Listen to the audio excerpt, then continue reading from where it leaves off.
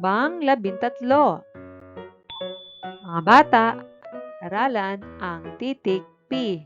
Malaking titik P at maliit na titik P. Tunog P, P, P,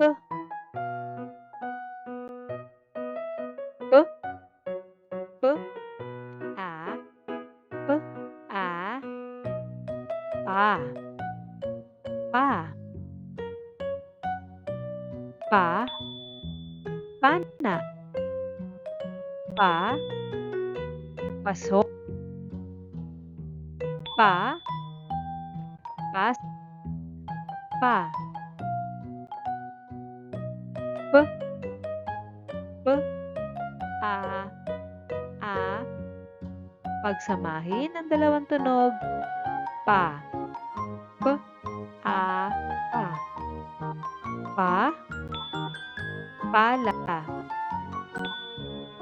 pa, pako, pa, pap, pa. Basahin natin ang mga salitang nagsisimula sa tunog pa. Pa, pa, pa, pari, pa, parke,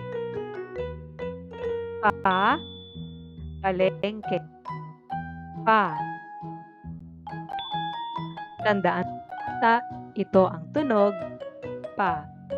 Pa, pa, pa.